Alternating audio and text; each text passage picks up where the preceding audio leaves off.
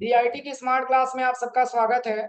Excel की इस class में आज हम लोग सीखने वाले हैं टैक्स इनवॉइस सीन, यानी कि टैक्स इनवॉइस की एंट्री हम एक्सेल में कैसे करते हैं। जैसे लिखा हुआ है tax invoice in MS Excel, यानी कि आज की क्लास में एमएस एक्सेल की क्लास में टैक्स इनवॉइस की एंट्री के बारे में हम लोग सीखने वाले हैं। जैसे मान के चलिए कि कोई भी प्रोडक्ट हम जाते हैं दुकान पे खरीदते हैं, तो ये सिंपल सी बात है, उसका एक हमको टैक्स इनवॉइस मिलता है, उसका एक रसीद हमको मिलता है कि नहीं मिलता है। उसमें ये बताया रहता है कि कितना प्रोडक्ट आपने खरीदा है, उसका कितना क्वांटिटी है, कितना रेट है, कितना CGST है, कितना SGST है, ये पूरा टोटल आपको जोड़ करके उसमें लिखा गया होता है। तो सेम जैसे मान के चलिए कि अगर हमको प्रिंटेड टैक्सेबल मतलब अगर प्रिंटेड जो है टैक्स इनवॉइस मिलता है, तो उसको हम एक्सेल में कैसे एंट्री करेंगे, कैसे फार्मूले उसका प्रयोग करेंगे, कैसे उसकी एंट्री हम एक्सेल में करके दिखाएंगे, वही आज की क्लास में आपको सीखना है और समझना। जैसे मान के चलिए यहाँ पे जैसे फर्म का नाम लिखा हुआ है गायत्री ट्रेडर्स, इसका एड्रेस भी लिखा हुआ है नियर रामकोला रोड, पडरौना, कुशीनगर, लिखा हुआ है ना। और मान के चलिए कि कोई कस्टमर है और वो कस्टमर इनके फर्म पे जाते हैं क्या करने के लिए, कुछ सामान खरीदने के लिए। क्या खरीदने के लिए? सामान खरीदने के लिए। जैसे कंप्यूटर से संबंधित बहुत सारा ये सामान खरीदते हैं, जैसे माउस है, कीबोर्ड है, मॉनिटर है, मॉडेम है, CPU है। ऐसे बहुत सारा प्रोडक्ट आप बना सकते हैं, लेकिन मैंने इतना ही प्रोडक्ट लिखा है बस केवल समझाने के लिए आपको। आप जैसे मान के चलिए कोई कस्टमर है, वो कस्टमर दुकान पे पहुंचा गायत्री ट्रेडर्स पे और बोला कि भैया आप माउस दे दीजिए हमको कितना पीस, 3 पीस। कीबोर्ड दे दीजिए हमको कितना पीस, 4 पीस। मॉनिटर दे दीजिए 5 पीस। इस तरीके से मतलब कुछ क्वांटिटी में कुछ प्रोडक्ट इन्होंने पाया और ये प्रोडक्ट का रेट इन्होंने पूछा, तो प्रोडक्ट का रेट इनको डिफाइन करके मिल गया कि माउस अगर आप 1 पीस लेते हैं तो 300 रुपया रेट मिलेगा। कितना? 300 रुपया रेट मिलेगा। अगर आप कीबोर्ड लेते हैं तो 560 रुपए का रेट लगेगा। मॉनिटर लेते हैं तो 3000 और मॉडर्न लेते हैं तो 4000, CPU लेते हैं 1500। ये मैंने इसमें क्वांटिटी के हिसाब से रेट मैंने दिखा दिया कि पर क्वांटिटी का रेट यहाँ पे आपको रेट में शो करके दिखाए।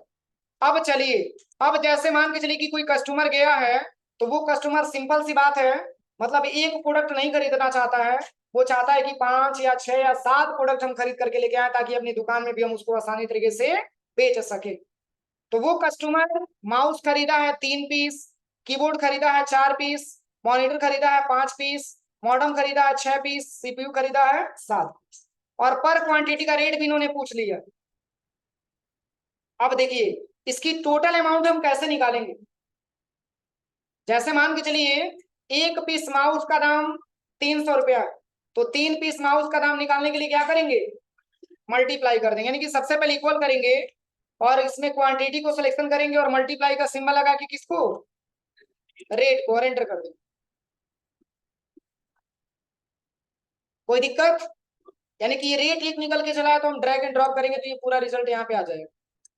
बस यहीं तक आपको ड्रैग एंड ड्रॉप करना।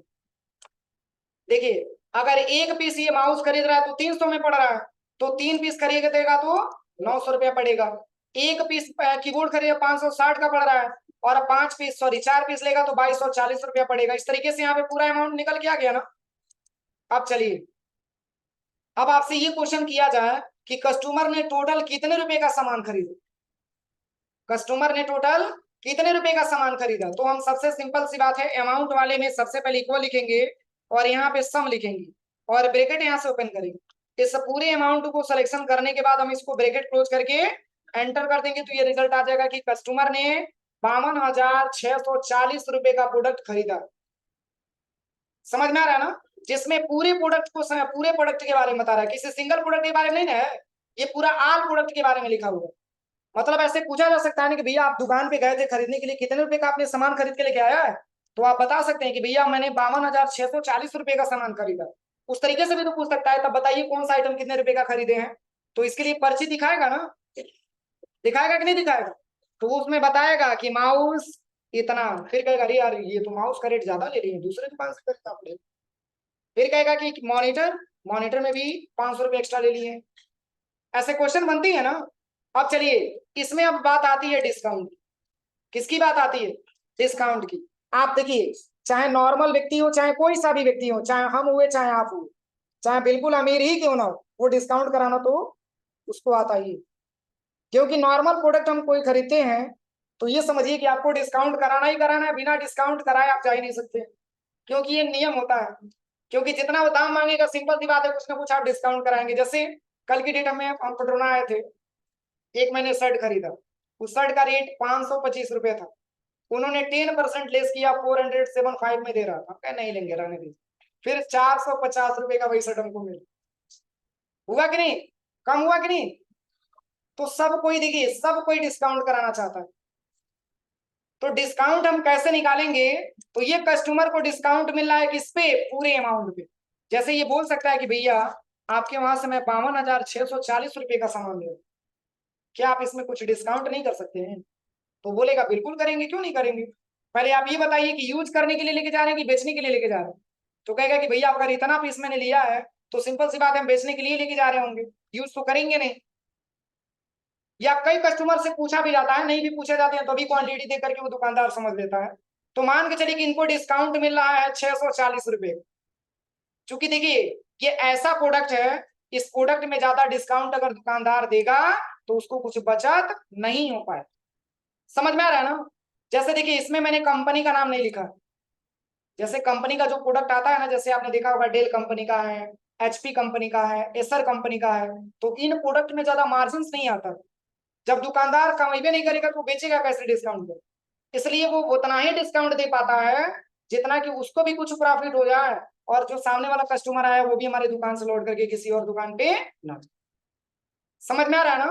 तो इसके लिए डिस्काउंट तो बोलेगा, लेकिन बोलेगा कि देखिए भैया आपने प्रोडक्ट भी बहुत ज्यादा हमसे नहीं लिया है, तो हम आपके अमाउंट में 640 रुपया माइनस कर सकते हैं, उससे ज्यादा मैं नहीं माइनस कर पाऊंगा। अगर उससे ज्यादा मैं माइनस करूंगा तो वो हमारे जो है अमाउंट में से क्या होगा, इंक्रीज डिक्रीज होगा, तो फिर लॉस हमको होगा। आपको तो प्रॉफिट होगा ही होगा लेकिन लॉस हमको। इसलिए आपके अमाउंट में हम 640 रुपया क्या कर सकते हैं, माइनस कर सकते हैं, डिस्काउंट कर सकते हैं। तो कैसे निकालेंगे, इक्वल करेंगे ना। इसके बाद से क्या सिलेक्शन करेंगे, या तो सिलेक्शन करिए नहीं तो लिख लीजिए 52,640 माइनस 640। कहेगा कि ठीक है कोई दिक्कत नहीं है, आप 640 रुपया माइनस करके और से जो पैसा बचता है उसको हमको क्या कर दीजिए, दे दीजिए। तो देखिए यहाँ पे मैंने निकाल दिया, लेकिन यहाँ पे नहीं निकालना, यहाँ पे आपको केवल ये दिखाना है कि डिस्काउंट आपने कितना कराया। तो 640 का डिस्काउंट है तो 640 यहाँ पे टाइप कर देंगे। अब चलिए, अब वो पूछेगा ना कि भैया आपने 52,640 रुपये का प्रोडक्ट दिया है और 640 रुपया आपने माइनस किया तो शेष कितना बचा।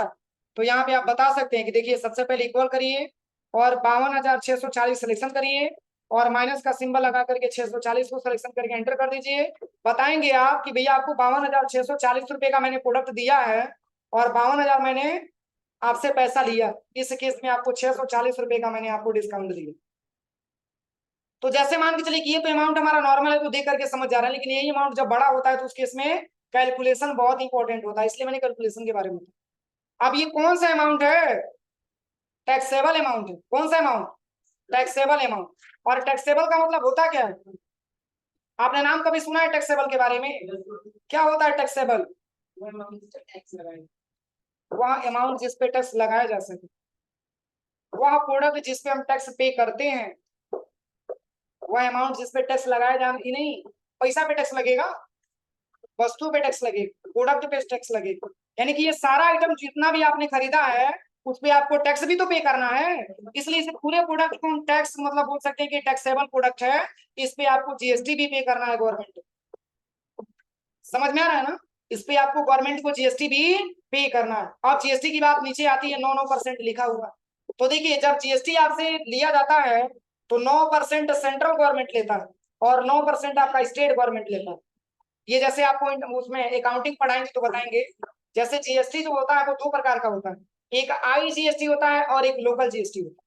जब लोकल जीएसटी की बात आती है तो उसमें जो टैक्स होता है वो दो भागों में बढ़ जाता है, एक आपका सेंट्रल गवर्नमेंट का हो जाता है और एक आपका स्टेट गवर्नमेंट का हो जाता है। एक भारत सरकार लेती है और एक उत्तर प्रदेश सरकार लेती है, एक राज्य सरकार और दूसरा केंद्र सरकार।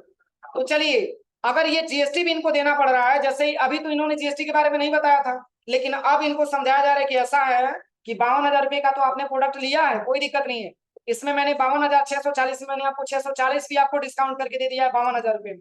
लेकिन क्या आप जीएसटी पे करेंगे कि नहीं करेंगे। भाई जीएसटी दुकानदार अपने घर से नहीं भरेगा, भाई जब हमसे लेगा तभी तो वो जीएसटी भरेगा। तो वो कहेगा कि आपको जीएसटी भी देना है, कितना परसेंट, 9% CGST और 9% स्टेट जीएसटी, और वो जीएसटी लगाएगा किस पे, टैक्सेबल अमाउंट पे लगाएगा।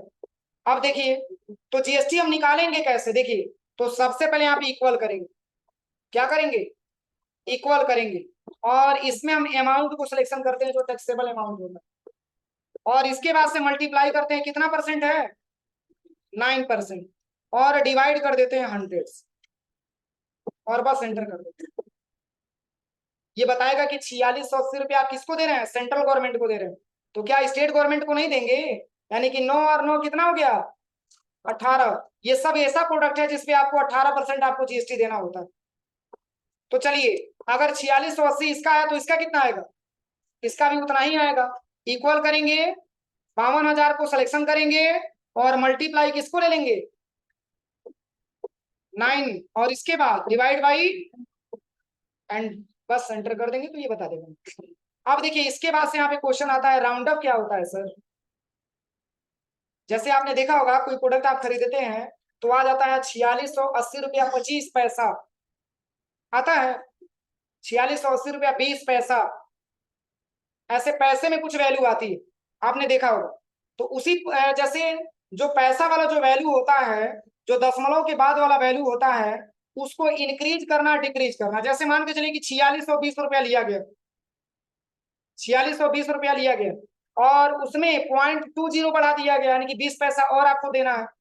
तो देखिए, अगर अमाउंट ज्यादा होता है तो उस केस में क्या करते हैं, उतना अमाउंट उसमें छोड़ करके, जैसे 4620 रुपया है तो 4621 रुपया आप करके देके चले आते। या अमाउंट जैसे मान के चलिए कि दशमलव में वैल्यू बहुत ही कम आ रहा है, अरे क्या दशमलव आप जोड़ रहे हैं, 4620 ही ले लीजिए, हमको छोड़ दीजिए। जैसे 4620 रुपया 80 पैसा आ गया, तो क्या आप 4621 रुपया नहीं दे सकते हैं। अगर 20 रुपया 20 पैसा आ गया, 10 पैसा आ गया, तो उतना पैसा उतना हटा दिया जाता है, वो करंट अमाउंट जितना 4620 होता है बस आपको उतना ही देना है। तो इसके लिए हम राउंड अप का प्रयोग करते हैं। तो राउंड अप का तब प्रयोग करेंगे जब कोई वैल्यू हमको दशमलव में दिखे, तो इसमें तो कोई दशमलव में वैल्यू है नहीं, मतलब मैंने हेडिंग दे दिया है, अगर इस तरीके से आता है तब। अब चलिए, टोटल इनवॉइस वैल्यू पूछ रहा है, मतलब ये तो हमारा हो गया टैक्सेबल अमाउंट। तो क्या इसमें ये दोनों अमाउंट हमारा प्लस होगा कि माइनस होगा, प्लस होगा, क्योंकि अलग से हमको जीएसटी भी इतना देना पड़ रहा है, जिसमें आप कह सकते हैं कि 18% लोकल जीएसटी है, जिसमें 9% सेंट्रल गवर्नमेंट और 9% स्टेट गवर्नमेंट, यानी कि दोनों को जोड़िए फिर आप। तो कौन कौन सा वैल्यू जुड़ा जाएगा, सबसे पहले इक्वल करेंगे, और पहले तो आप ले लीजिए कि टैक्सेबल अमाउंट कितना है, और प्लस करके किसको किसको 4680, और फिर प्लस, और एंटर कर दो, अमाउंट आ गया कितना, 61,360 रुपया ये कस्टमर को दे के आना। अब क्या, अगर ये दे दिया है तो क्या ये कस्टमर से नहीं वसूलेगा, लेगा कि नहीं लेगा। अब ऐसा तो है नहीं कि इतना में खरीद के लेके आया तो इतना ही में बेचेगा, उससे ज्यादा में ही तो बेचेगा, तभी तो उसको कुछ प्रॉफिट होगा। यही आज की क्लास में समझना। राउंड अप की कोई बहुत बड़ी कोई जरूरत नहीं है, अकाउंटिंग में पढ़ाऊंगा इसको।